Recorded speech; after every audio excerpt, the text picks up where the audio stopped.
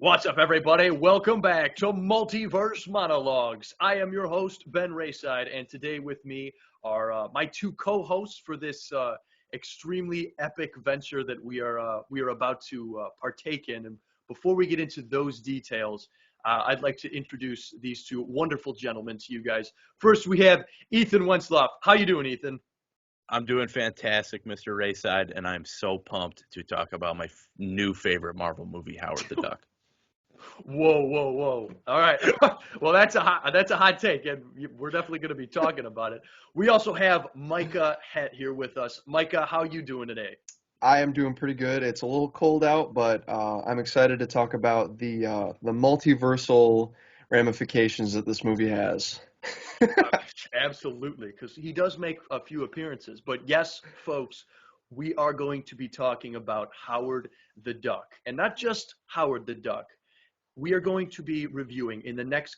I looked into this, guys, and I think we're going to have to be reviewing Marvel films for the next couple of years to get caught up to to where we are at now. Is it really? In pop Wow. culture, because there's a lot of Marvel films out there, more than I thought. But And yes, and they're go not ahead, Ethan. hitting the brakes anytime soon. They're going to keep producing Marvel films, so maybe we'll never catch up.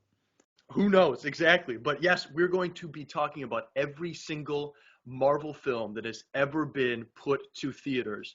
And that means that the first film that was ever put to theaters of based off of Marvel Comics was Howard the Duck.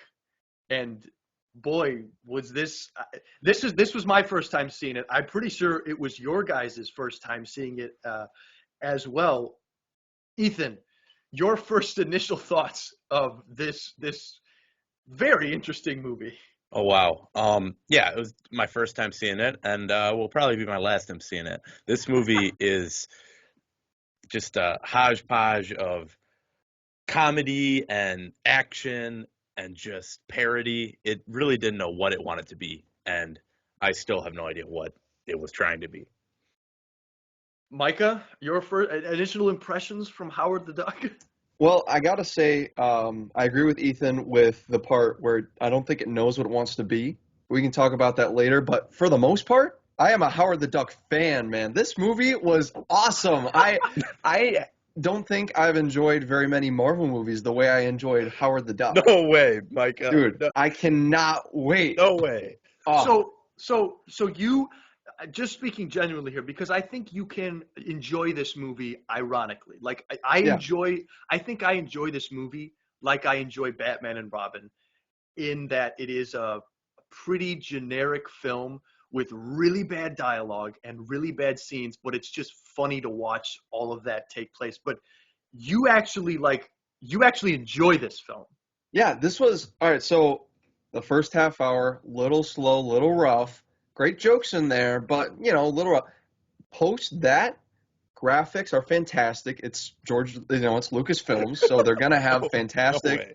It's like one of the first movies that came out when Skywalker Ranch was around, so they had great editing team behind it. The puppeteering and the costume that Howard wore was fantastic. I mean, it never looked bad, in my opinion. Like I thought that there were for the time, 86, for the time I thought that there were some pretty good effects in there. And sure, the writing is a little rough, but if that's what it's going for, it executed it perfectly. I don't know how true to the source material is. Have you guys read any Howard the Duck comics yet? I have heard that it is not that true to the source material, but I have not read any Howard the Duck comics. I know that he is a character that was spun off from another comic that he appeared in, but I haven't really looked into it. All I know is that one person I saw was like, this is not true to his comics. I think it's a little more. His comics are a little more adult, like Deadpool. Yeah, watching this movie, I definitely got that where it was very more adult, like Deadpool, kind of a little inappropriate at times, but the writing made it seem like they were trying to parody children's movies. Did you guys get that feeling at all? I did in the first like 2 minutes of it when you start with the twin moons of Duck World, and then you get the breeders of the lost duck or whatever the poster Oh man, was. those movie posters were so funny. I'm Oh like, yeah, man. okay, this is gonna be a full on parody. I'm gonna enjoy this. But then you jump right into just naked ducks, and I don't know what it wanted to be a kids movie parody, but then you're throwing in this adult stuff in there. I just had no idea what to think of it right off the bat. So Yeah, yes, yeah, Ben, what Ethan do you is think? yeah, Ethan is referring to a scene of when Howard is sucked to Earth and he goes through an apartment and you can full on see duck boobs and I that In is the just flesh. or in the feathers or whatever, In however the you want to feathers. however you want to say it. But that was absolutely like appalling. Like could you and that's one of those George Lucas things where you look back and it's like the EOP farting in Phantom Menace. You look back and you're like maybe George was sitting there, he's like, yeah, just show some duck boobs. Yeah, that'd be awesome. Duck boobs. Yeah. I don't know. It was just weird, man. And so I'm with Ethan on this one. I think it was trying to parody itself a little bit, and then it started to take itself a little too seriously, I felt. Mhm. And I was like, but to your point, Micah, I will say the CGI was pretty good. That and specifically the ending final fight with the boss. Correct me if I'm wrong, but that was what, stop motion? Yeah, that was stop motion, and they threw it in there. I don't know how they do it. I think they record it on film and then cut it out and then kind of place it on there. But yeah, that's how they do it, and it looked pretty good. It was I all was practical. no, yeah. I even said I was like, that's pretty good for It was, yeah, 1986. it was And I pretty mean, Rancor-esque. yes, even now in 2022, like that still looks pretty good and pretty convincing. Now, I mean, the surrounding like circumstances, like they're pretty goofy, but that in and of itself, I mean, that and the plane chase. But my thing is, those scenes lasted way too long. Like The plane chase, especially the yeah. plane chase, like that. I mean, I caught myself and I was like, how much longer is left in this movie? Holy And cow, that plane chase lasted probably like 90 minutes, if I say so myself. But Like, oh, they are still flying? one thing I did notice in that entire plane chase is I was looking to see if I can spot a stunt double, but they looked very realistic they looked very original to the original actors. So they did a great job masking that up. And it is a lot easier to do a stunt double for Howard the Duck. They can just throw in the costume there, but well, that's kind of interesting because I was looking at the IMDb credits, and bless IMDb, they've got every piece of information you'd ever want to know about about movies. But uh, Howard the Duck. Chip Zine, Chip Zine voiced Howard the Duck, and Ed Gale and Tim Rose do the majority of the stuff behind the suits. Ed Gale did most of the physical stuff, and then Tim Rose did some voice work, and then he also did some of the animation, and he was actually Admiral Akbar in the original Return of the Jedi movie. But IMDb also credits 5 other people in helping out and creating this suit. So like this was a lot of people like all together coming together to make this movie. And the budget for this film, it had $37 million, and I think I'm right on saying that it made worldwide $37 million. Yeah. I think it made its money back, but I think when you look at it, a movie needs to make roughly double its budget to be profitable because you got to factor in all of the marketing that it has to do, all of the merchandising and selling out to toys and stuff. So in regards, this is a flop. I mean, absolutely, this is a flop. And when we were going down to watch it, I asked my fiance's father, and he was like, "Oh yeah, I remember seeing that movie in theaters, and that was a really bad movie. I did not like that movie at all." So Well, it's his come off of Star Wars. Like, you hear this guy who just gave us one of the greatest trilogies of all time in Star Wars is making a Marvel Comics movie. Of course you're going to be excited for that. You want to see that, especially if you were a comic fan back in the day. I mean, right now it's way more common to be a fan of comic book movies and comic books, but back then that was your jam. So you went to see that movie, you were like, yes, I want to get Star Wars quality comic book movie right here. And Yeah, Lucasfilms had just put out Temple of Doom. That was their biggest before this. So it goes Return of the Jedi was 83, 84 was Temple of Doom, and then 85 was Ewoks, the Battle of Endor, oh, Star Wars. So, so I guess he wasn't coming off as hot of a. but that was a TV movie. That was direct to TV, so that doesn't count as much. But there was a Star Wars TV show that he was executive producer in. And then in 86, there was both Labyrinth and Howard the Duck. So he definitely had some prestige going into this movie. Jeez. Well, Labyrinth, I've heard, is pretty good, but those Ewok films are absolutely atrocious. Even Yeah. I, being like the big, I mean, I've seen the holiday special, and I don't even want to go near those Ewok films because Just as good. have you seen them, Micah? I saw one of them. We rented the VHS from, I think, a Blockbuster way back when. Yeah. That must have been early 2000s because they died pretty quick after I got into like elementary school or something. So, yeah, we got the one where it's a bunch of kids that get lost in the woods and are raised by Ewoks. I don't know which one that is. Man, George Lucas was riding high off that Star Wars side. Maybe he was riding a little too high off the Star Yeah. Wars side. So I'm high on George Lucas right now, so maybe we'll skip out on Blade next week and we'll watch the Ewok films. Yeah, I think is Blade the next one we have to do? Blade is the It next would one. be, Yep. yeah. Oh wow! All right, I'm excited for that. I've never seen that one either. All right, but Ben, do you have Yeah. a summary of this movie? What if we've never seen this? What's this movie about? Okay, well, okay, so yes, if you've never seen this, and I'm hoping that most people haven't, I'm also assuming that most people haven't, but basically at the start of this film, Howard is going throughout his daily routine and he gets sucked up into a portal and he gets transported to Earth. He is on Duck World, now he's on Earth, and he meets this woman who's getting beat up in a mugging street, and they start to form a romantic relationship. She takes him to a scientist, and it all goes haywire from there as the dark evil overlord comes to this Earth and wants to bring his other evil overlords here for a very, very climactic final battle in a lab.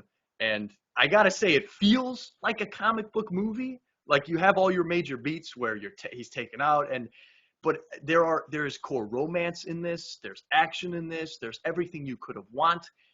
It's just executed pretty poorly. I'm not gonna lie. It's executed pretty poorly, and there's many, many scenes where you are scarred. So would I recommend this movie? Yes, I would, because for the experience. But I mean, it's definitely viewed better with friends. So Yeah, definitely if you can sit down and watch with a group of people, it's probably much more enjoyable because I have no idea how this experience would have went if I was watching it alone. Can we talk about the quack fu real quick? Because I think you're forgetting one of the best parts of the whole movie. The choreography was pretty good. Micah, the more we talk about this, the more I'm convinced that if you weren't sitting right next to me, I would be convinced that you watched a different movie than me. Dude, yeah. Like, have you ever seen someone of Howard the Duck's stature have such great choreography in a fight scene? I don't think I have. I gotta say, it's impressive that they were able to pull off what they do. Let me just highlight Yoda for you. I've seen Yoda. All right. Well, I mean, Without- that's with a lightsaber, but what about hand-to-hand combat? Like, Well, like Howard's- a little short creature. or whipping out hand quack. to what are those? Flipper. Yeah, right. He's got his flippers. He's just punching fools left and right. The best fight scene, I think, is when he's at that bar and he's just wrecking fools left and right. Oh, That yeah. was pretty good. I I think we see, he midway through stabs the movie. the dude's eye out. Oh man, that was bloody. That was like Wolverine quality right there. Wait, hold on. Maybe I'm misremembering this, but doesn't he stab the guy, but it's not him, and he stabs him right in the ear? Yes. Stabs in the Stabs him earlobe in and the then ear. off screen, wasn't it? Didn't he stab him in the eye? No. No? Off screen, they make it look like he stabs him in the eye, and then they That's pan right, over that's and right. it's in his ear. Okay, yeah, I was like, all right. But when they did it, I was like, Threatens to kill him though in cold blood right there in front of everybody. yo. But you Yeah, gotta remember, like, this is the 80s, man. Oh Anything yeah. goes. You can show well, some duck boobs and still get a PG rating. You know? Like, that's Oh man. crazy. you could show a real whack scene with a duck and a woman going going Yeah, ham. wait. All right. Hold on. We gotta talk about that scene. I watched an interview where what's her name is I wrote it down. Leah Thompson. Yeah. Oh Who yeah, we also got to talk about starred, her. yeah, who she also stars as the mother in Back to the Future. That's what many people know her for. But she she has a scene in this film with Howard the Duck, and it's very infamous. I mean, I've heard about this scene even before the movie was released, and Before the they movie was for released. well before I watched the movie. Before, Man, what year were you born? I'm a time traveler. I got sent here from Duck World. But she basically, and the romance is real quick, man. They go through all of the beats of a romance movie in like the first act of the film. And so they're In like settling 10 down. minutes of screen time. Yeah. Yeah. Because And I like, think that's the worst part about the movie is that romance. I can't forgive it for that. That's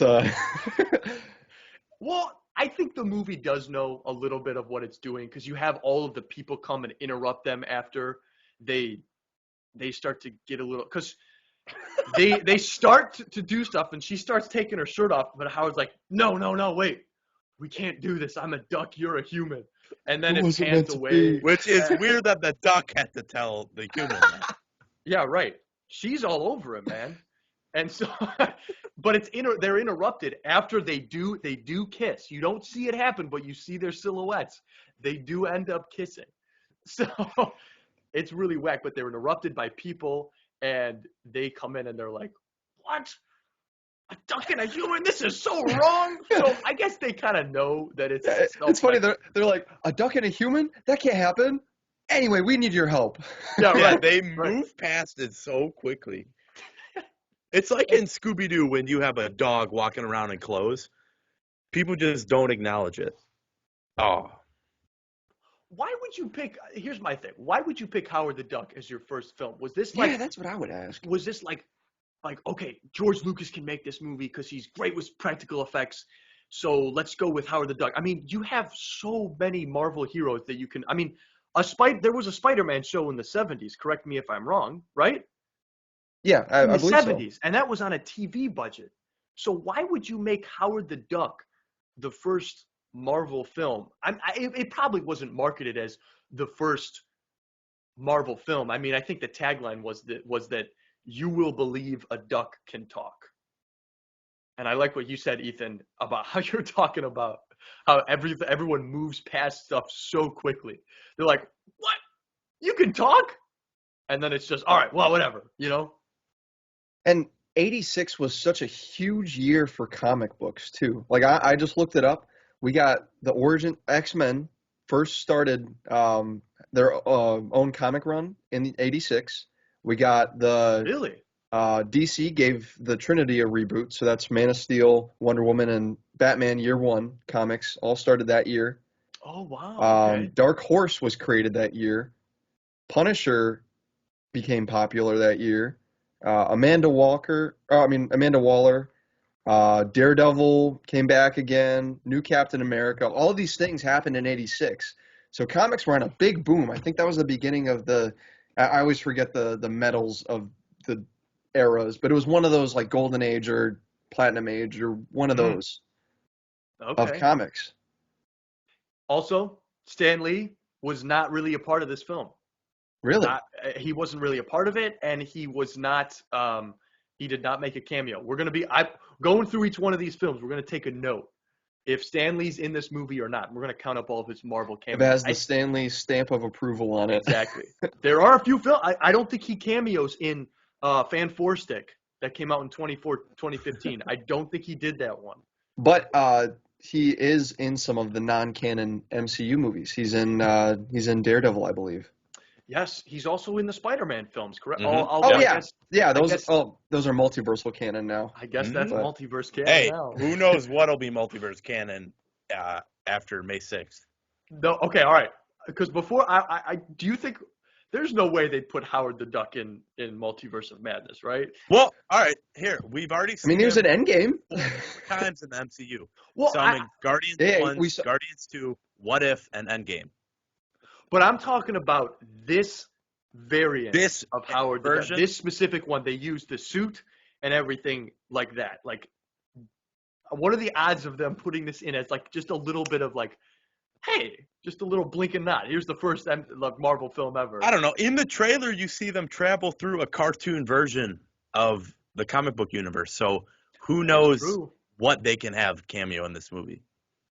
I think that would be so hilarious for them to do that, you know? So, just for the record, this in Howard the Duck, this isn't Earth 616. This is Earth 58470. Yep. And it's just like Howard the Duck's. It's like his Earth version in the comics. So they created different Howard the Duck for 616 universe. Um, this version of Earth was only featured in one volume of Shield, and then 4 other Howard the Duck comics. So they didn't expand on this Howard the Duck very much, and yeah, I wonder why. Well, I think it's so. a mystery. How Marvel does their Earths, as in like everything Marvel has ever done, whether that be comics or novels or movies or TV shows, each one, if it's separated from something, has its own universe. So there's a billion universes or Earths, I guess, in the comics, but they also have like your the Marvel movie universe, like the MCU, is Earth 199999. Oh, is it different? Okay, Yeah, so Earth 616 is the main comic book timeline universe. gotcha. Okay, So like everyone knows 616 as like, but that's the main Marvel comic book timeline. So if you're going to cross over with the movies, Earth 616 would cross over with Earth 199999. So Hmm. I think that's kind of how they do it.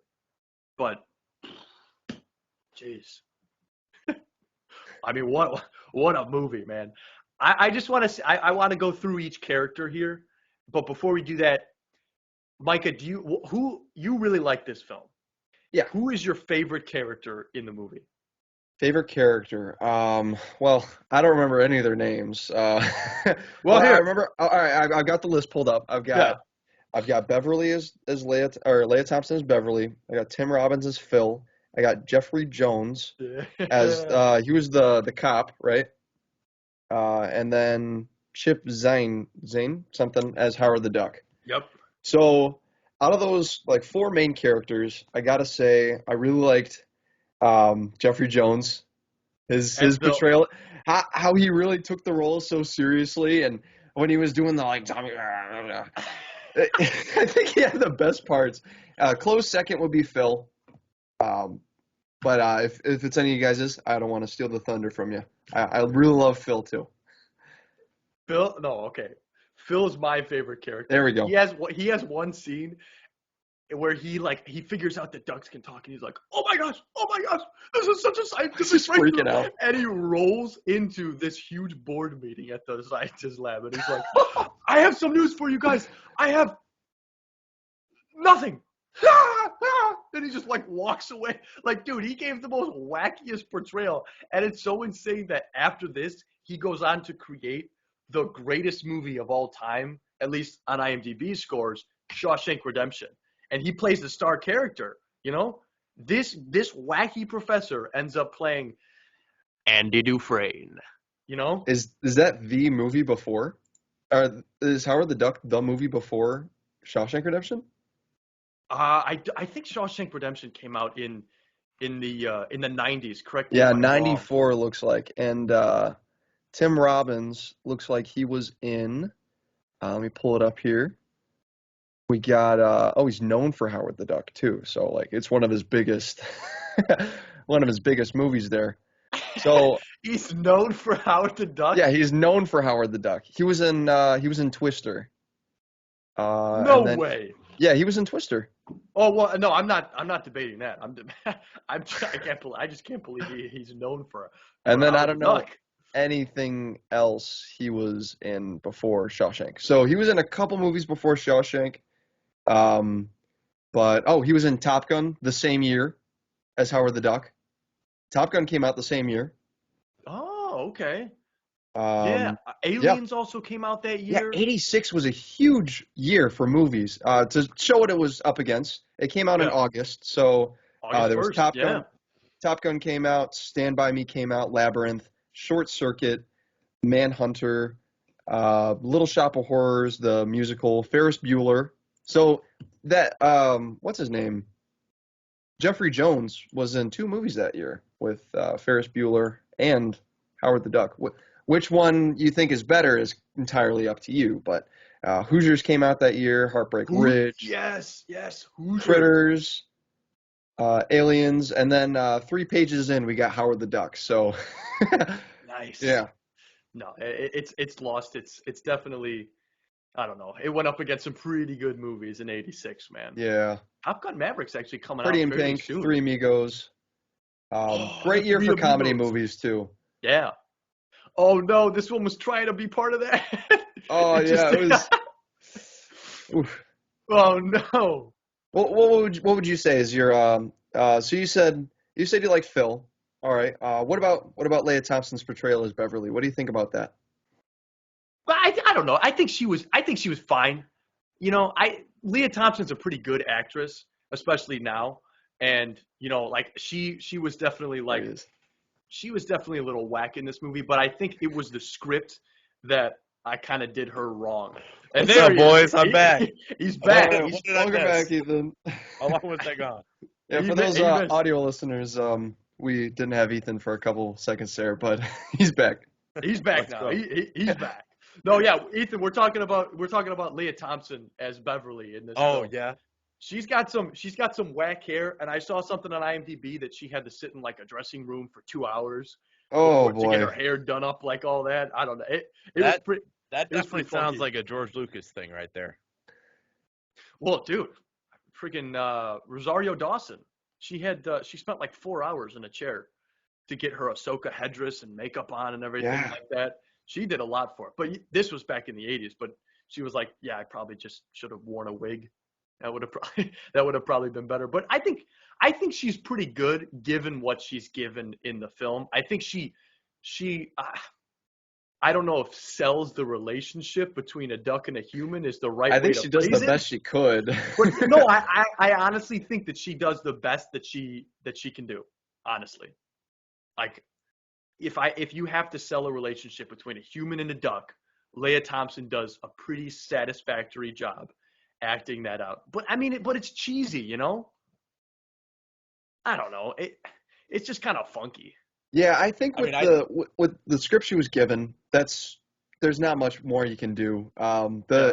She's written as a cheese character, cheese love romance. So, and coming off of the success of Back to the Future, I don't know if they saw her in production was like, oh, we got to hire her, we got to cast her as the main love interest because she does such a great job in Back to the Future as Lorraine. But uh, in this, I think she shows all of the worst parts about Lorraine in this Howard the Duck movie. So Well, hey, listen, if you can convincingly date your son, I guess you can convincingly date a duck. yeah. Oh, Well, another thing about it though is that since Back to the Future, she hasn't been in anything. Oh. I mean, she's been in stuff, but nothing big. She's just kind of been riding the high of Back to the Future and nothing that I know about here. She was in Left Behind, the 2014 movie. that was Nick Cage. Yeah. Yeah. No She was way. in Little Woman, the 2018 version, not the new one. Okay. And yeah, that's all I see on her IMDb here. So she was a big name for about 3 or 4 movies. Yeah. When did the third Back to the Future come out? I think that was hit in the 90s. Let me see. I think that was 90. 1991 90. or 1990. Okay. Yep, 89 was 2, and then 3 was 90. So, she was also in Dennis the Menace and Little Rascals. Nice. Yes, Ethan.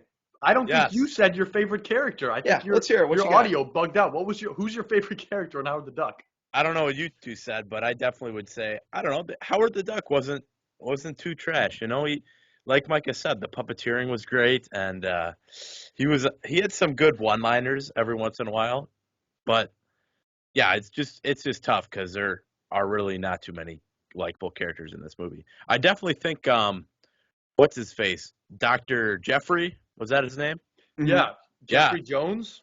Yeah, yeah, yep. that guy. I thought he was pretty good. You know, the acting wasn't complete garbage. Some scenes they had him doing a little too much, but I thought it's like his their voice like this. The Dark Overlord. I didn't think that was too bad. It's just such a generic plot, you know? Oh Like yeah, very. he gets sucked in, he's an action movie guy, and then a Dark Overlord. Like the Dark Overlord is like the most generic villain name you could ever have. And not only that, but he's going to bring his other Dark Overlords to Earth to suck everyone's out. Well, an interesting thing that I saw is the director for this movie, Williard Huck or Hugh or something like. I'm not sure how you pronounce his last name, but this movie killed his career. He did not direct anything else after this. No one Wow, would did it hire really? him, and he I mean, never it's not did a anything surprise, else. but No, no, but it was bad. But he also like he's done good stuff in the past. Like he wrote the screenplay for Indiana Jones and the Temple of Doom, yeah. and he was also one of the writers of American Graffiti as well. So I clearly I think he directed this movie as like a favor or like, hey George, let me do this, you know. But man, when you put out a movie with Howard the Duck and like what's the strip club that he goes to in the movie? Oh man, what was it? What It was was the name of that something. place? Oh, That was the lot, great. the spa place. Yeah, Yeah, yeah. yeah. Oh And man, that was he gets tossed into this like pool of goo or something.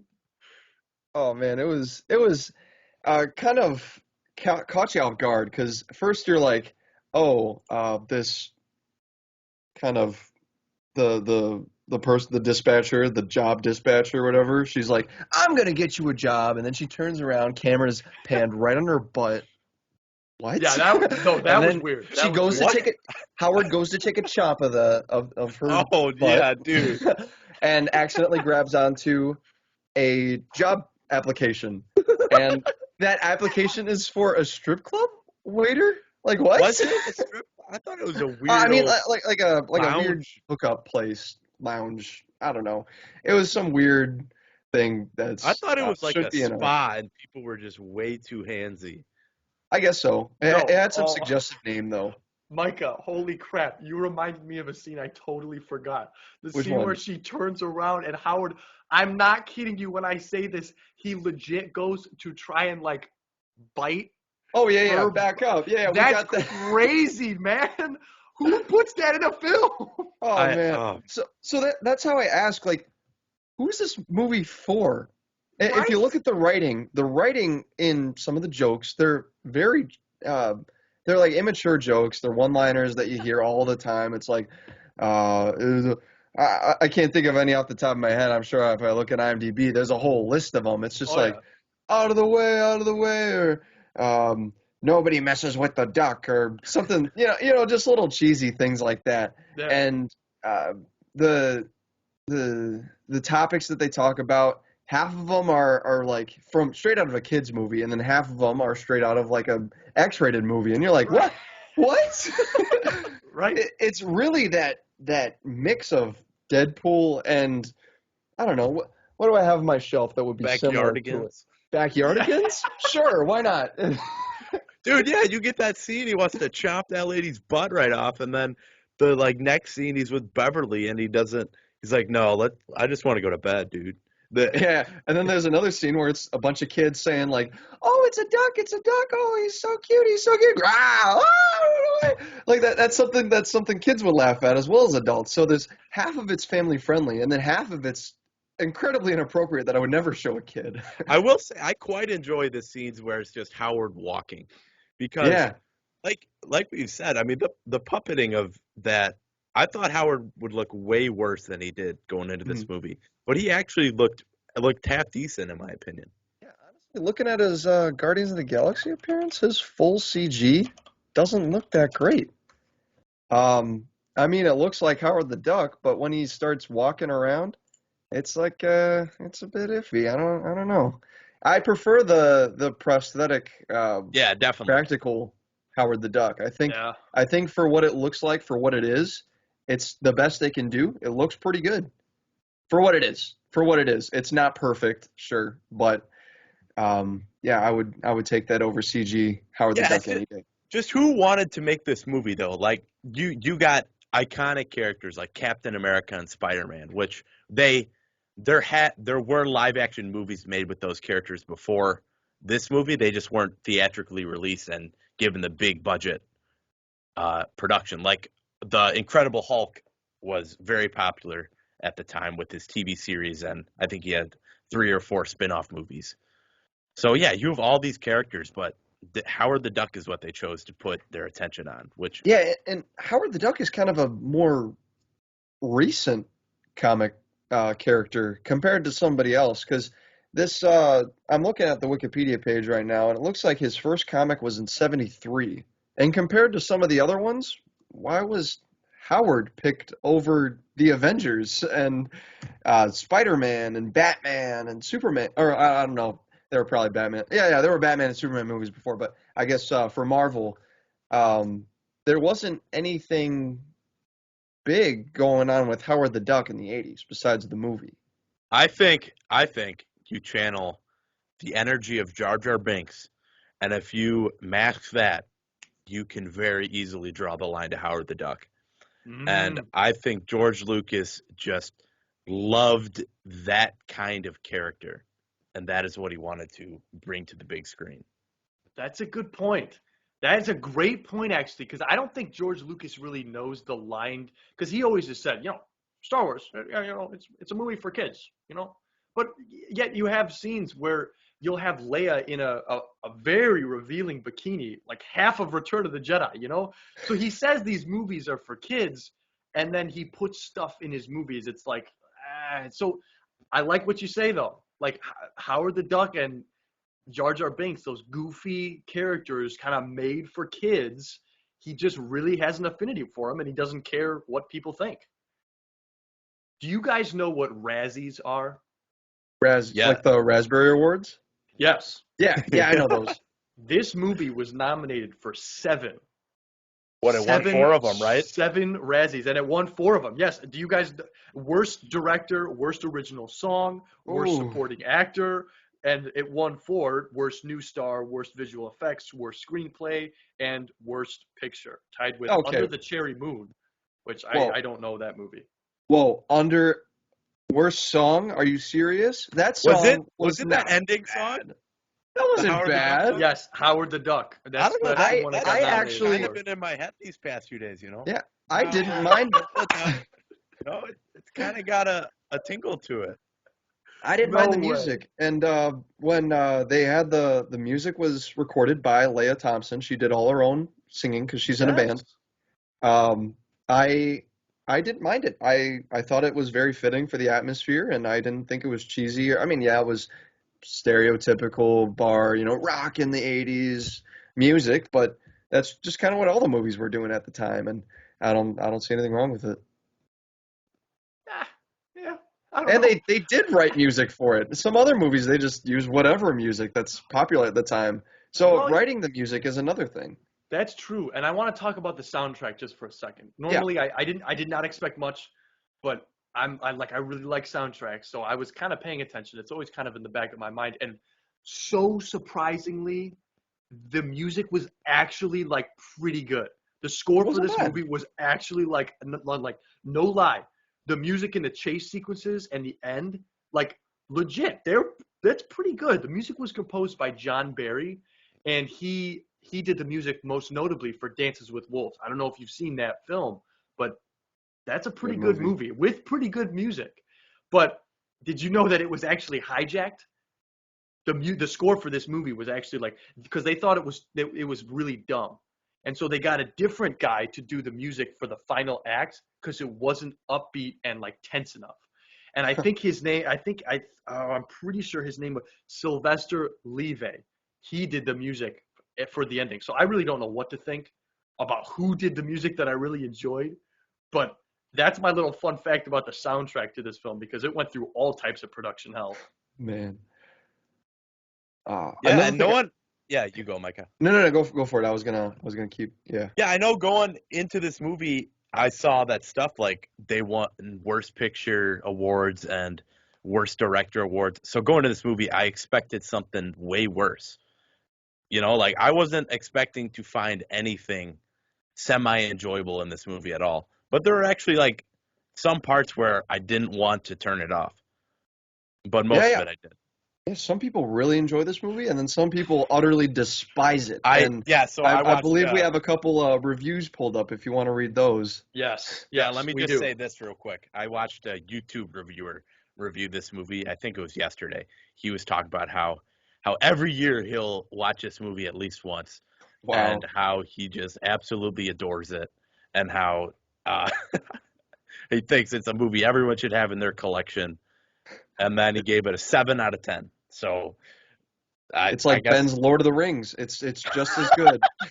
Well, yeah, because I don't listen. I don't, guys. I don't watch movies every year, other than I would say the Lord of the Rings and maybe like Infinity War. I've watched that movie each year until it's came out. But like Howard the Duck, of all the films to watch on a Yeah. yearly release base. I don't know if it's good enough to watch like more than maybe twice. I can see watching it again to see stuff you missed, maybe a third time, but yearly, I don't know. Because how long? What's the runtime? It's like 145. Yeah, yeah. 145. Yeah, a bit on the longer side for just a cash grab. So they were if it were a cash grab, they would have stopped right at 130. They wouldn't put any more budget into it. Yeah. That's what Shrek was initially. They stopped that right at 130, and then they're like, oh, this kind of is a success. So we're gonna make a couple more. Well, a But couple with more. Howard the Duck, if they took time to put at least some effort into it, if it's more than an hour and a half. So there's that for. That's true. And I will like, I don't know. This movie does have heart. I would say that. Like people who loved making this was like a. Can you tell watching this movie? They're like, oh man, they must have had a lot of fun making this movie. Can you tell? I don't. I I was getting really that don't vibe. think so. I don't I because don't. I watched some interviews with Leah Thompson and she was like, I don't know, this film was a bad experience for me. Oh man, was it completely the opposite? So Oh man. maybe some people did, but I just get the feeling that it was like after they like screened it and they were like, whoa, I don't know about this. I really don't know about this, man. Like that, this is one of those movies where the movie's greenlit, so it's like, all right, we got to get actors, let's get this started, and you go and put the film together, and you're like, oh, this is not gonna work, man. This is just not gonna work. That's what I think, and honestly, that's what's translated to the screen. But like, I don't know, like, I mean, what's a film that you guys watch every year, other than like I can't imagine watching Howard the Duck every year. Like that the yearly spot is like sacred to me. Like it Yeah. has to be movies that I really, really care about, and like I get like new things out of it every time I watch it. I Yeah, watch I watch Napoleon Dynamite just about every year. I don't know if you guys know that one. All right, Yeah. no, all right, I respect that choice. Napoleon Dynamite And is that's kind of in the beautiful. similar vein as Howard the Duck, you know? It's a movie you watch to make fun of in a bit, but they did that intentionally. Yeah, right. Whereas I don't think Howard the Duck was that. Mm. but there's You know? also an enjoyment level to watching Napoleon Dynamite. Uh, there's a Yes. very slim enjoyment level I got out of Howard the Duck. Yeah. So what makes that different? What's different between Howard the Duck and Napoleon Dynamite? They're both movies that you watch to like point out things and say, "Oh man, that's so bad. That's kind of Yeah, that's like you kind of said, iffy. That's kind of funny, cringy, whatever." And it's yeah. the intentional nature of the script and the writing behind it. Is Napoleon Dynamite was written that way, but Howard the Duck feels like it was written in a way that they just have no idea what they want people to get out of the movie. They want kids to relate with it. They want adults to relate with it. They want very mature adults to relate with it. It's just they're trying to do so much. It didn't just pick an audience, pick a writing style, and stick with it. I think if they leaned into it more, that if during the writing process they were like, oh boy, this is, I mean, he does quack foo. It's, are we really going to take this movie that seriously? And if they leaned into the more comedical aspect of adult humor or even just kind of teen or high school humor, I could see them appealing to that crowd if they shifted it just a little bit of tweaking. This feels like the first draft of a script. That's what it feels like to me. And if they leaned into more of that, maybe high school humor or even college age, 20s age humor, then I think it would be, cleaned up a couple of the lines that are a bit iffy, a bit cliche, or even blown them up more, made it more melodramatic. They could take it either way. I can feel it would have been a better movie. Yeah, there are definitely some scenes in the movie where you can see what they were trying to do, and if it was done a little differently, you could definitely have gotten enjoyment out of it. Like that, the plane sequence I thought was really fun for about the first 5 minutes, and then it went on for about 20 more minutes. That is a great point.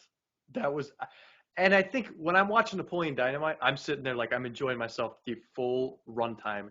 And during this movie, especially like halfway through the plane chase, I was like, all right, how much is left on that? And maybe because we were watching it late, but like I was like, all right, I think I'm done. I don't know, Kind of clocking out there. I gotta clock out here. Yeah, you should never get bored with the big action sequences in your movies. And I found that the two biggest action sequences in this movie, I got bored during both of them. You got bored during the big baddie fight at the Yes, end? of course. Because they kill the doctor who's been possessed by the Overlord, and then he turns into the big monster that we see, the stop motion creature. Then they destroy that. But no, they decide they're not done. Then like 4 more of them start coming in. So it's like, all right, you could have took out one of those steps, like just destroy him once and for all, and then if you want more to come in, bring them in, or just draw it out in a way that is a little more interesting. Because basically what Howard does is he does 2 U-turns in the golf cart with the big gun, and that's how he defeats him both times. There was no difference between how he destroys him. It's like, all right, you clearly just want to do this one action shot. I wonder if this movie was rushed. If the pre-production was rushed because they were like, so if you guys don't know, this movie was the first one that came out with Skywalker Ranch, and it was one of the first since it was built. And George Lucas was banking on the fact that this movie, being a Marvel property, I don't know if I don't know if he was thinking the Marvel movies would make a lot of money, but he thought that it would reach a wide enough audience, get enough money to pay off Skywalker Ranch. And what happened was not that, and he didn't make as much money as he was hoping for. So he didn't pay off Skywalker Ranch, and to pay off Skywalker Ranch, what he had to do was sell his CGI company. And Steve Jobs came along from Apple and was like, "Hey, George, you're one of my closest friends. I will offer you a way higher offer than this CGI company is worth, and buy the studio off of you." So they did, and Steve Jobs was like, all right, let's get started here. They made a bunch of shorts. They made a bunch of advances in the computer graphics, entertainment business, and in the late 90s, they made Toy Story. So you're saying that became Pixar? Yes. If Howard the Duck did not flop, we would not have Pixar. It would still be a Lucasfilms property. Thank you, Howard the Duck. Yeah, right. We I completely changed my mind on this movie. This is the greatest movie of all time with Spark. It needed to happen. It needed to happen. It needed to happen. It's a Nexus event. It right? is a Nexus event. Without the beginning of the Marvel movies, this started all of the Marvel movies. It started all of the, it spawned Pixar. It was the start of Skywalker Ranch. It was really the beginning of many things. A couple of these actors' careers started here. It was their first big name movie, even though it wasn't good. It started off quite a big thing. It may have been the end of Lucasfilm's kind of big. Oh, we put out really good movies all the time, and we haven't had a flop yet. And this is just Lucasfilm's first flop. So what came after this movie for Lucasfilm? For I know the Lucasfilm's, Indiana Jones movies were still coming out. You got Last Crusade came out. Last Land Crusade, Before Time. Yep. Or That's I don't know if great. Land Before Time. Let me see. Lucasfilm's. Last Crusade is my favorite Indiana Jones movie. I love It is that considered so one of the much. best. Yeah. I'm right there with it. The Raiders of the Lost Ark I really love that one. That one's really good too, man. The All whole right, beginning sequence is beautiful. After Howard the Duck, it was I've never heard of Willow, Tucker, The Land Before Time. That was Howard the Duck. Dude, I mean, not Howard the Duck. That was Land Before Time. Lucasfilm. That's a quality. I watched that so many times as a Yeah, that kid, one's man. good. I had the VHS. Yes, Pop me that too. in like every Saturday. Yeah. Then it was Last Crusade in '89. So back up on top, one of the greatest Lucasfilms movies. That's a Steven Spielberg one. Yeah. Then we had Radioland Murders. I've never heard of that in '94. And then skip 5 more years, and we're at Phantom Menace. So the rest is pretty much history. Yeah, right. Yeah. That's pretty crazy, man. Well, but before then, they were pumping out movies about 1, 2 every year, and then after Howard the Duck, it was 2 years, then another 2 years, then 5 years until Radioland Murders. So after Indiana Jones: Last Crusade, it was 5 years, and then another 4 years. So they really dipped down in the production. it's because they started production and pre-production on Star Wars at Phantom Menace. Yeah. They had to go all in. And hey, listen, the $1 billion they made with that movie, for 1999, for them to make $1 billion. Oh, it's huge. Even today, 100%. $1 billion is a huge. Well, absolutely. But, a Star Wars movie is going to make $1 billion today, guaranteed. Back then, like, adjusted for inflation and everything, $1 billion was like, I wonder what that would translate to today's money. Because, I mean, that brought them out of, like, everything. And then it slowly started to dip down. Yeah, I think Revenge of the Sith is the least highest grossing film, which is crazy because it's the best Star Wars film. No, actually, Attack of the Clones. That's at 650 million. Yeah, Attack of the Clones is okay, definitely all right. the best one. Ben. It's also the worst of the prequel trilogy. Oh No, I'm with you on that one. You're with I'm me? you All on right, that one. cool. Whew. Although I really do think oh my gosh, what I'm trying to say, Attack of the Clones is pretty good. I'm a prequel. I will always defend the prequel. Oh yeah, always. I just believe 2 is the weakest of the 3 there. Absolutely. But looking at the budgets here, I'm looking at episode 1 is $115 million. That is the largest budget of any Lucasfilms before then. Oh wow. So looking all that at money these other went movies, into Jar Jar Binks, man. yeah, it looks like they just they were putting out movies with a wide. The budget of Attack of the Clones was just them saving up over all these years. I got you. So Okay. before then, like Labyrinth, that's a huge movie, right? $27.6 million budget. Howard the Duck was at $37 million. Indiana Jones: Last Crusade was $48 million. Temple of Doom was $28 million. Return of the Jedi was $42 million. So all of these are about half, maybe quarter of Phantom Menace's budget. So Wow. they really took that time in between movies to really think, really say, all right, what kind of budget can we work with? What can we do here? But this isn't a Star Wars podcast. This is Howard the Duck. Right. And Howard the Duck, they actually made $48 million on that movie. So 48 million. Okay. 48 million. Yeah, according to Wikipedia, the gross is 48. I trust Wikipedia with this. I don't think anyone would lie about it. But Okay, yeah. all right, hold on. Side tangent here. Don't fight me on this. You know how your teachers are always like, don't use Wikipedia, anyone can edit it. I'm not going to lie, though. Everything I've ever seen on Wikipedia, like, it's pretty reliable, Like, Yeah, because I look up nerd, like, all the nerd facts and everything like that. Never has it ever steered me astray, So maybe if it's, like, important documents, maybe they're changing it. But I don't know. I've always thought I believe Wikipedia it. was Who's pretty gonna hop reliable. on here and mess with the total Howard the growth of Duck Howard the gross. Duck? if you're saying that number, I'm gonna respect and trust that is accurate. Exactly. All right, gentlemen. We know our opinions on the films, but I'd like to get into some of these reviews. I've got a 10-star review, I've got a 5-star review, and I've got a 1-star review. Well, should we start with the 10 or the 1? Let's go with the 10. All right. Yeah, let's hear the praises of Howard the Duck here. All right. This guy loves it too. He reviewed this in 2001, and the title of it is "In the Beginning There Was Howard the Duck." There we go. This is one of the great movies of the 80s in my collection that I think about all the time. I was just crazy about this movie when it first came out. Seeing the Dark Overlord was really scary. The special effects in Howard the Duck Scary. are great. It's really amazing to see how Leah Thompson, Jeffrey Jones, and Tim Robbins are so young in this, and that this is part of Lucasfilm. Jones' voice is really spooky when he becomes possessed by the Dark Lord. It also has a great score by John Barry. Any Lucas sci-fi action monster movie fans should like Howard the Duck. I think it's a classic. That's what this guy has to say. I think, to your point, like, Mike, I think he's praising a lot of the same things that you were saying. I mean, yeah, there are good things to talk about this movie, but I don't think it's a 10 out of 10. He was a bit hyperbolic in some All right, some how would aspects. you rate that, Micah?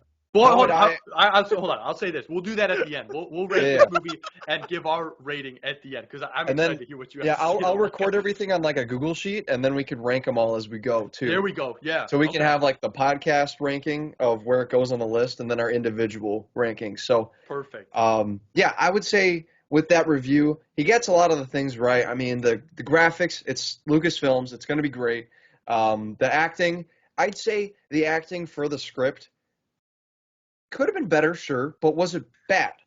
I've seen movies with bad acting, and this is not bad acting. Like, this is, it's like kids level acting. I'd say yeah. it's they execute it well if it was a kids movie parody.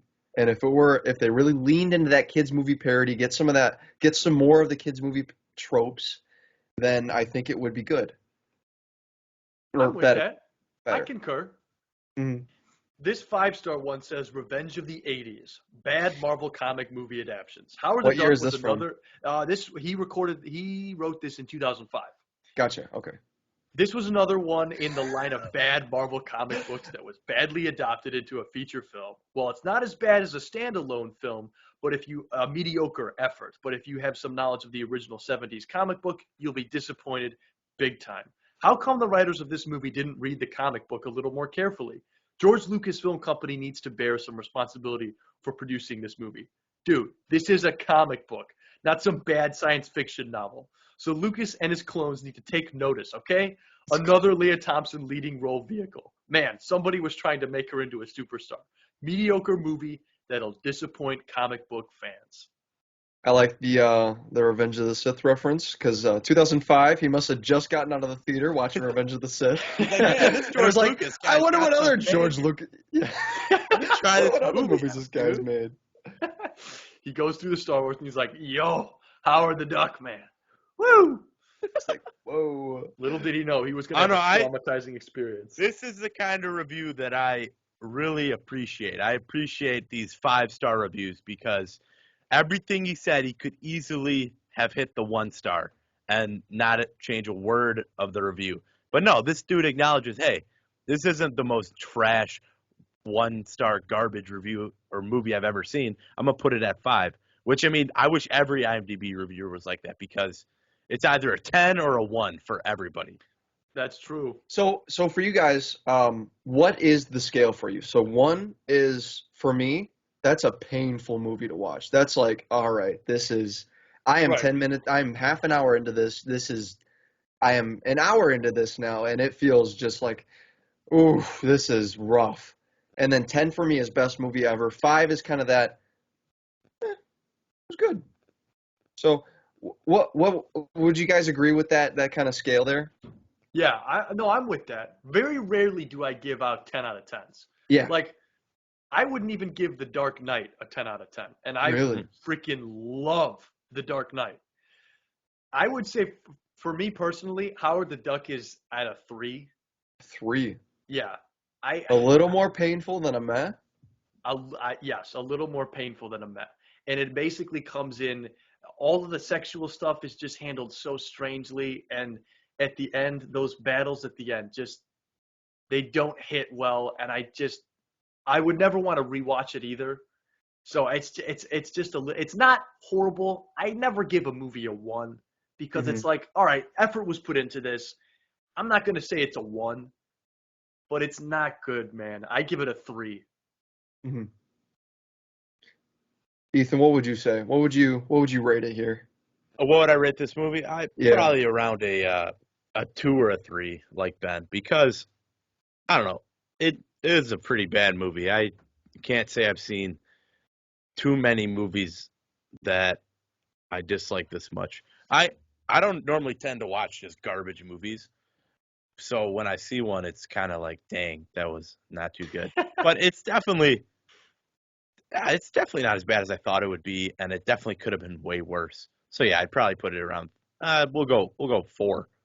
4, Okay. just because I mean, I didn't think how I thought the special effects on Howard were done really well, and I really enjoyed the starting bit with the twin moons and the poster. Like that is just such a letdown, that opening, because you think, oh man, this is going to be a George Lucas satire fun fest, and it really did not end up being that way. Yeah, with the potential that this movie had, they had tons of source material because um, it was a daily, or I think it was a daily or a weekly comic strip for a long time in the newspaper, and just browsing through the Wikipedia what I was seeing, and with all that character development that they could have had, they could have taken this somewhere else too with the whole direction of Howard the Duck. So all in What all, about for you, Micah? what Yeah. about from me? All right, all in all. Um, after this 10 out discussion, of 10. 10 out, no, 10 out of 10. So I enjoyed the movie. I had a lot of fun watching it. Critically, though, I can't say it's a good movie. I can't recommend it to people Yeah, thinking, oh definitely man, not. they are gonna like this movie. No, this is a movie you watch with your friends. You make fun of it. You dig into the one-liners that Howard says and Leia and all the side characters, and you make fun of the poor writing that's going on here. But it has amazing visuals with the graphics. It's not a picturesque film. It's not an art house film. I'm talking about special effects. The special effects were awesome. The hair, makeup, they definitely put time into that. The sets, we didn't even talk about the sets. That bar, I mean, that was pretty unique. They had that chain link fence. They had the bar on the other side of that. They had we didn't even talk about it's in Cleveland, Yeah. Oh yeah. Cleveland, Of all the places to set your film, of man, all the places. Yeah, Cleveland. Cleveland. Um, I I gotta give this movie. It's not a 10. It's not a 9. It's not an 8. It's not a 7. Is it a 6, No. Oh. dude? Hey, listen. Because I didn't hate it. I didn't hate it. I had a Right. lot of fun watching this movie. And with Holy some crap. movies, we give them higher scores because of the crowd we watch them with. No Way Home. We gave No Way Home a higher score because we had such a fun time watching it, and the crowd that we were with was very energetic. It was electric, and watching it now, we're like, yeah, it's really good. No Way Home is awesome, and I think we rated it a little too high while we were watching it. And once that high dies down, then we give it a lower score, and then we're like, well, we were a bit over with it. But with Howard the Duck, I would say it's a similar thing. Coming right off of it, I would say it was a 6 or a 7, A 6.5. six. Let's call it 6.5. A six Holy and a cow. half. All right. That. Let me just But on add a this. critic standpoint, I got to give it a completely different Well, score. well, exactly. No, no. But this is how you enjoy the film, Yeah, and you, Micah, had give it a six I and a half. enjoyed the film at a 6.5. Yep. I will say this, like even watching it as a group and with people, a room full of people willing to make fun of it, there were still parts in this movie where it was tough to even draw Yeah. any kind of humor or make fun of it in any way just because of how rough it is at some points. You I even felt said to those. me, "Go ahead, Micah." Yeah, I felt those at some points, but then thinking about other movies that I've seen where they are comedies and they have long run times. I have you guys seen Don't Look Up? That movie on Netflix? It's a political satire about the end of the world and how the government handles the situation. Well, It's a 2.5 hour, 2 hour movie. I forget how long it is, but that thing drags out. Oh Yeah. man. And there are funny parts. A lot of it, like the jokes land a lot of the time, and there's a lot of dry humor in spots. There's a lot of, but Howard the Duck, I gotta say, it pulled me along. I enjoyed the ride. The jokes were frequent enough where it was able to string me along and keep me entertained for the whole hour 45. It was only slow for me at the beginning, I felt, when they were kind of in the alleyway and they were in the rain and Howard didn't have an umbrella and he was like, oh, am I really going to walk out in the rain? And Leia Thompson looks over and she's like, come on back to my apartment, Ducky. I will say this: it's not a movie where you feel the runtime. Like there are movies I watch and you feel every second of the Man. hour 45 or 2 hour Oh, movie like it is. Eternals. Did you guys feel that way in Eternals when you watched that? No, Not necessarily. I really felt the runtime for I Eternals. really, And I so like those kinds of movies too. I'm with you, but I don't know. I really enjoyed Eternals when I got out of it. Like I gotta watch it again. even now, I really enjoy Eternals, and I would defend that movie because I know a lot of people really didn't like it. But I think for what it set out to do, did a pretty good job with that whole thing. It didn't drag for me, maybe because I was seeing it for the first time, but definitely not the way this did. Yeah, I love the aspect of all the characters in Eternals, and I didn't feel the runtime. And I do think Eternals is one of those movies that when we get these characters more, we're going to really appreciate this first movie just because of what it set the stage for. Yeah. In about 2 or 3 years, when we get to Eternals, I would say I would I would rank it at about the same for me and right. Howard the Duck. I'd say it's about a 6.5 because Dang, dude. the comedy puts it at a 6.5 for me, Hmm. and the lore puts Eternals for me at 6.5. But we'll get to it when we do Yeah, Eternals. right. But for Howard the Duck, I'd say I like it for the same level, but for different reasons as Eternals. That's the only like similar one I can think of off the top of my head. That's respect, Maybe Micah. like Captain Marvel too. I respect that. You've given some good reasons. I'd like to talk about our favorite scenes from the film. Okay. So as we're going through it, I just want to know, and we'll start with you, Micah, because you really enjoyed. Well, you enjoyed it more than we did. What is the scene that screams, "Yeah, this is a 6 out of 10. I really like this movie." Let me think. Well, Ethan pointed out when he walks into that room, the conference room, I don't remember any of their names. They're so so forgettable. Phil, I didn't even know his name was Phil. When Tim Robbins' character walks into the room and he's like, "Guys, this is a scientific breakthrough! Everyone!" Oh, never mind. Ah! That part, that was really funny. We actually rewound and went back to that. I Was that thought an was. accident? Why did we rewind the Oh, movie? I rewound because I was like, guys, that just peaked. Like the audio levels peaked. I thought that was hilarious. I had to rewind it because I thought that was a bit out of the ordinary for Skywalker Sound, especially to their standards now. They do the audio for like every movie now, and for an audio to peak in a movie, that's Yeah, that's right. kind of weird. So I'd say that was hilarious. The whole scene in the diner, that was funny. How the dudes come up and they're like, "Hey, this is a." I don't even know what they were talking about, but what they were talking, just their characters were hilarious, and they were like, "Hey, Bob, you got a zombie-looking friend over here. You want to say something?" And I don't know the part where Howard looks down, he's like, these are eggs. You think this is some sort of sick joke?" Hands that away. Yeah. And then Jeffrey Jones' character's like, "They took my eggs." There were a lot of just joke after joke in that cafe scene. I think that was the best part of the whole movie for me. I got you. All right, cafe scene. That's a good one. Ethan. I think the shot, I don't know why I thought this shot was just hilarious when you have them all driving to the cafe and they're crammed in the front seat of that car. I just thought when they showed that shot, I just thought it was really hilarious. But best scene in this movie, I don't know, probably the first few minutes. I thought He liked that it was bathtub hilarious. scene. That's No, what it was. building. That's Hold on. Oh. No. Like the sequence where the what's his face? Phil, he's like to Howard, hey, let's steal a cop car. And then he's like, no, we can't. And then they run around the corner and they find a disassembled plane. And they're like, oh no, hold up. Let's spend all night building this plane so we can fly away Yeah, in the most Howard, go get the obvious way. toolbox. Yeah.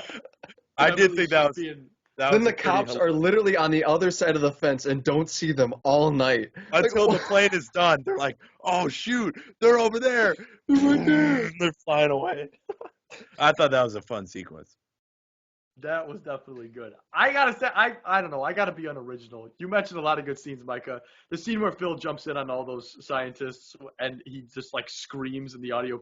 That I laughed so hard at that because it was so dumb. Ben, you actually leaned over and you're like, dude, Phil is my favorite character. He is my favorite character, man. He's so great. if they kept that energy for the rest of the movie and they wrote Yeah. like that, we're just like random sporadic, sprinkle that in a little bit more throughout, I think that would have gone over a bit more. A bit Like way better. more stupid scenes like we gotta build a plane. Like Yeah. stuff like that I find really enjoyable. More comic booky, you know? Yeah, I think it should be more out of this, because it's a talking duck. Come on. Right. You can't take yourself seriously.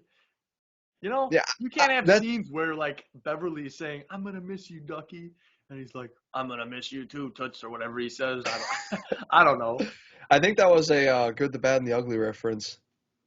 Was it really? Well, or one of those Clint Eastwood movies. One 'Cause of I'm them, pretty yeah. sure he says Toots. something along those lines. Yeah. But I don't know.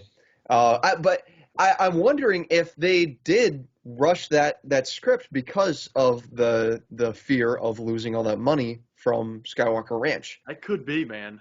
So they're like, no, we can't take too many chances here. We got to stick with what we know. We got to stick with what works already, and it didn't work, unfortunately. No, it did not. All right, what about least favorite scene? There's a lot of funny moments, but there's definitely a lot of bad moments in this movie. Ethan, for you, if you had to pick your least favorite scene in Howard the Duck, which scene would that be?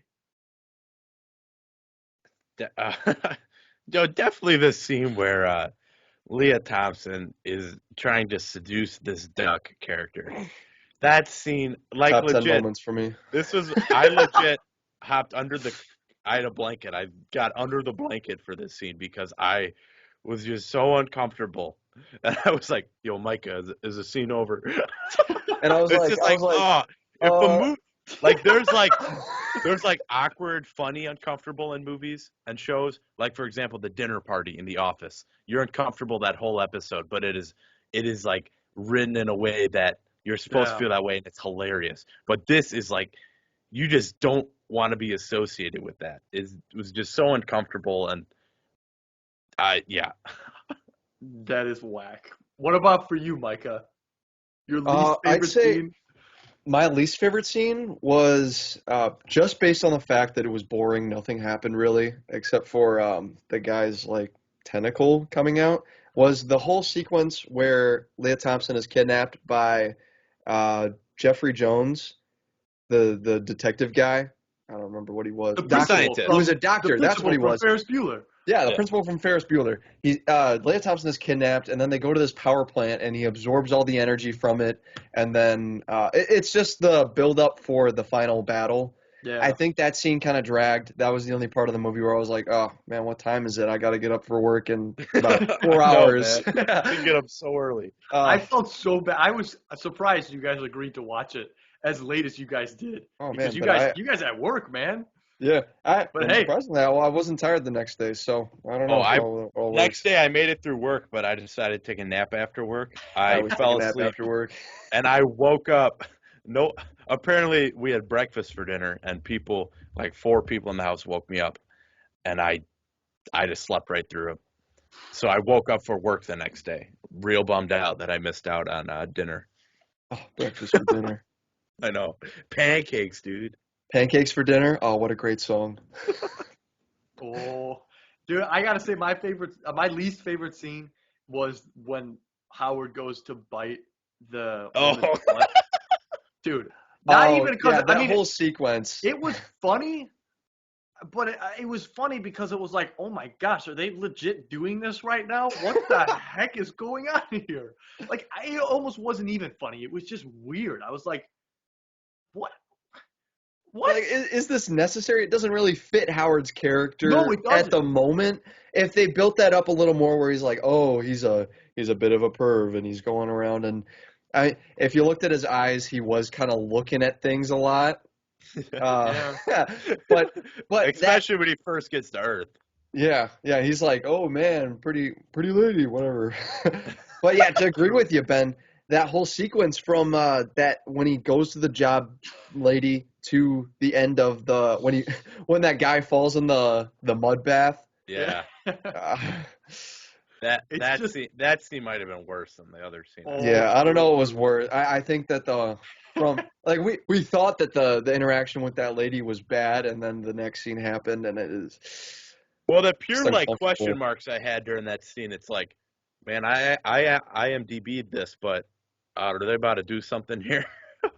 Yeah, I could right. have seen them. I could have seen them taking that a completely different direction with a job.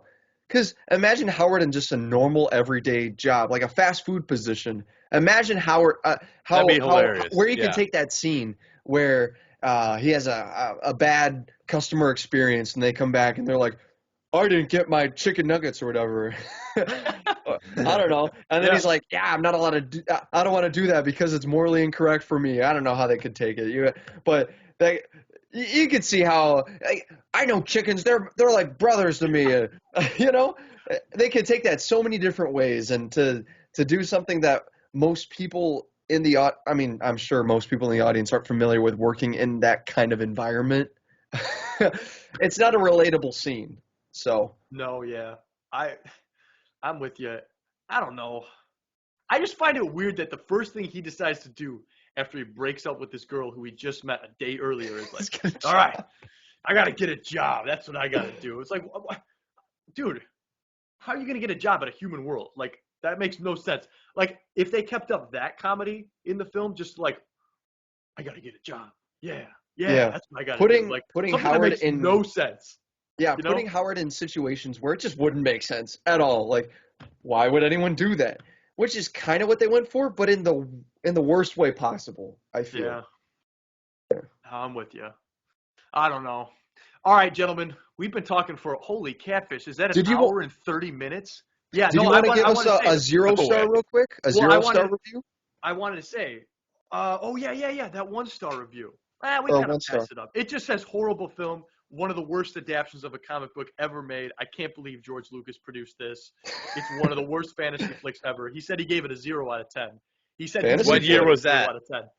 And he gave this review in 2010. Okay. Gotcha. Oh, that was a bit more recent.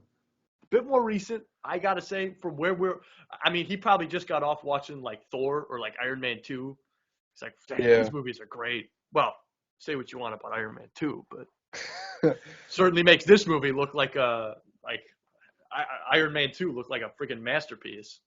But I mean, before we like put this in well, actually, you know what? We can't really put it in the Right now, it's number one. We Right have now, it's it's number one. It is my number one ranked Marvel movie.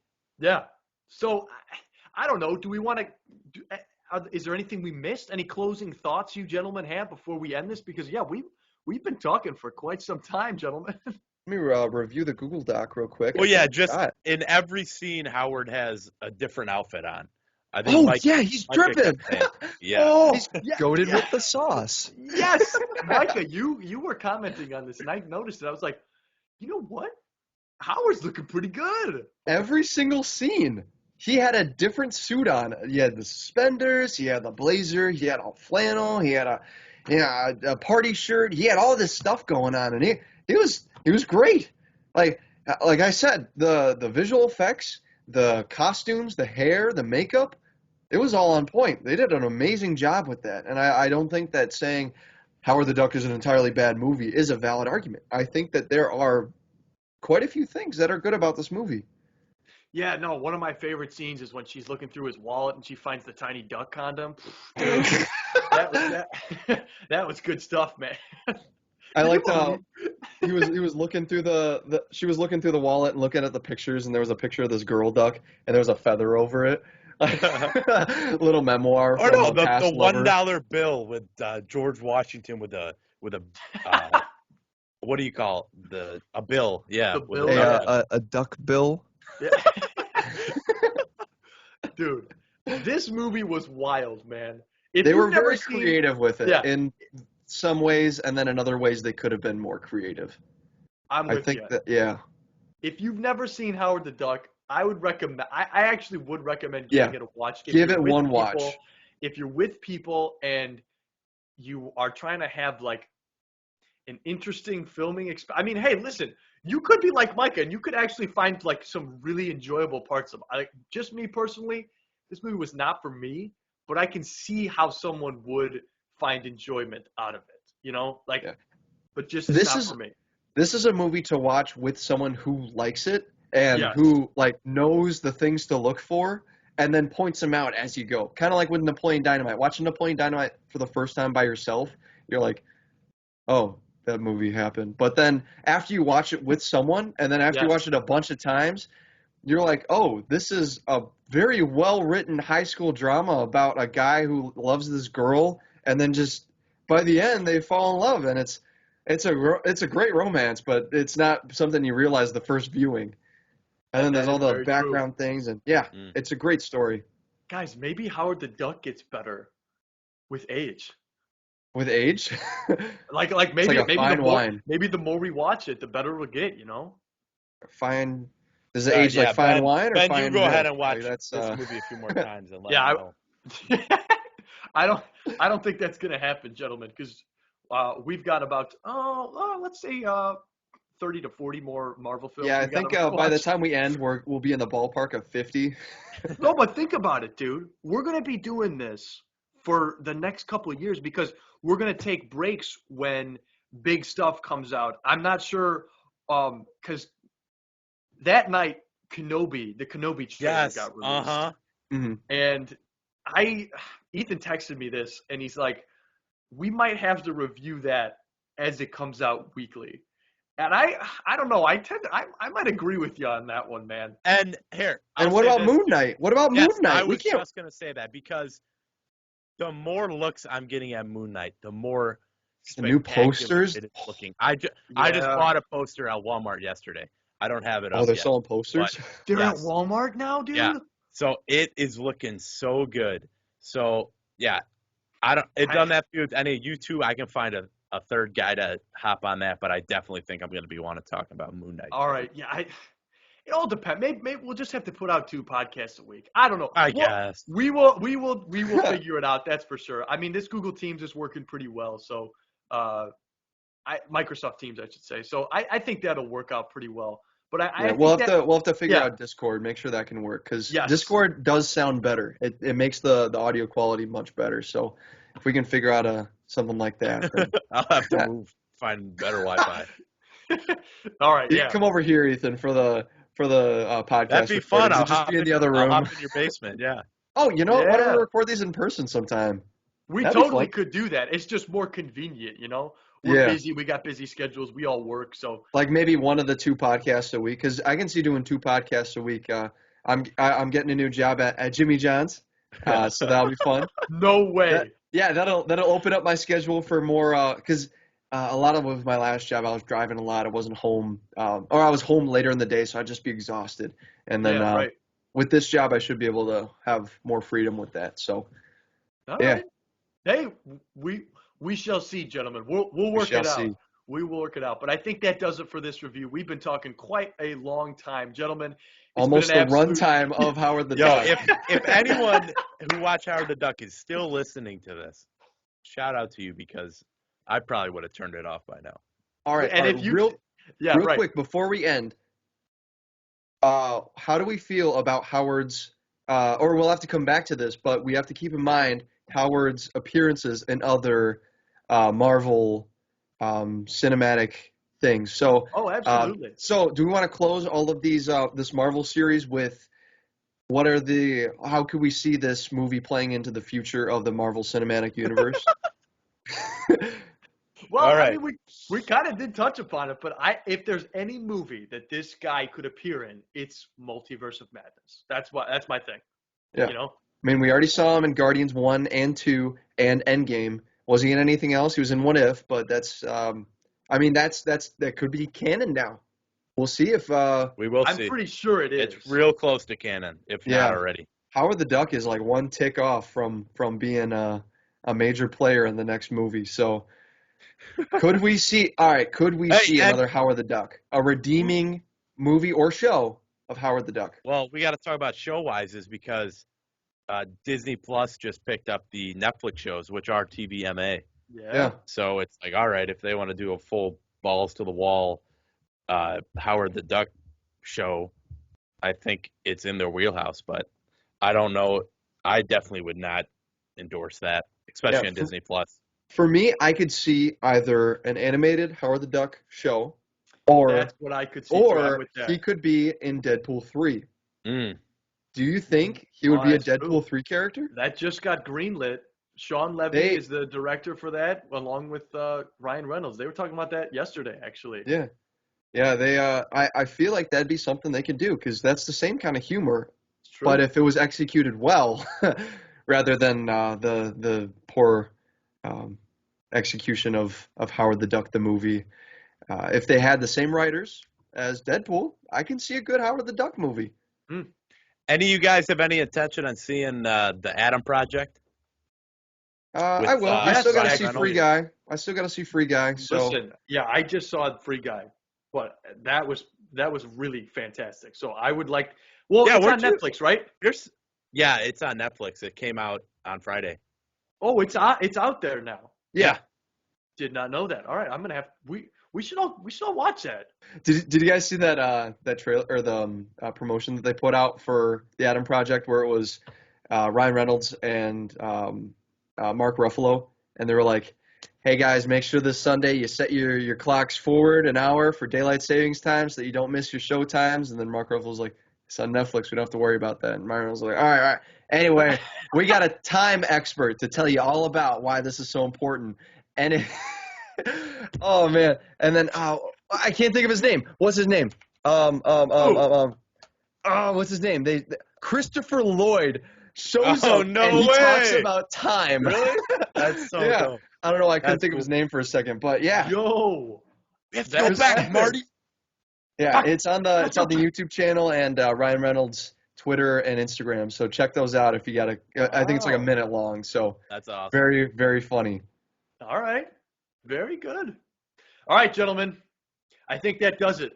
I've taken up much of your time, but I think it's been quite a productive discussion. Yeah. We have hit the runtime of Howard the Duck, so I think we're good. Very nice. Yes. Next week, what is it? I don't think much is going on next week, but we're going to be watching Blade. So I think I've got my Blu-ray copy coming in. It's already ordered. Did you get the Blade trilogy?